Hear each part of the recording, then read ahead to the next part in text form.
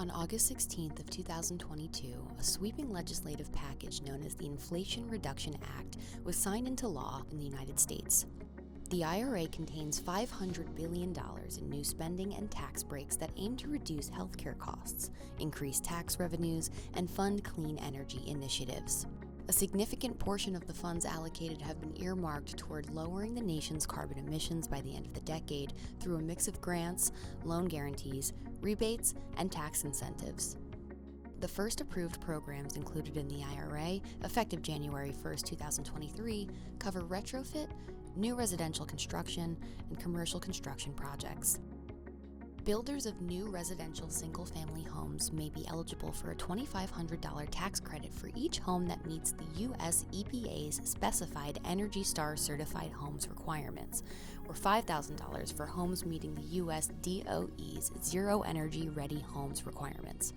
For manufactured homes, a tax credit of $2,500 is available to manufacturers for meeting the specified Energy Star certified homes requirements for manufactured homes, and $5,000 for units that meet the specified Zero Energy Ready homes requirements for manufactured homes.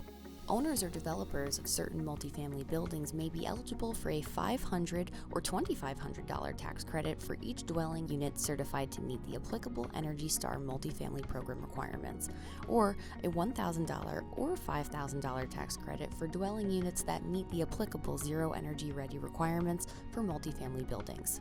Homeowners who make energy efficiency improvements, including air sealing and insulation upgrades at their primary residence, can now earn a tax credit of 30% of the cost of materials, up to a maximum of $1,200 per household per year. Additional programs pending approval include the High Efficiency Electric Home Rebate, which would cover the cost of insulation up to $1,600 per household, and the Energy Efficiency Loan Fund, which would distribute $250 million to states to establish loans and grants for energy audits, upgrades, and retrofits for residential buildings. $4 billion may also be earmarked to fund low-income housing projects that improve energy efficiency, improve air quality, and utilize low-carbon building materials. For commercial buildings, previous legislation enables eligible building owners to claim a tax deduction for improving energy efficiency and installing qualifying systems in buildings. The 179D tax deductions are tied to energy savings delivered and other factors.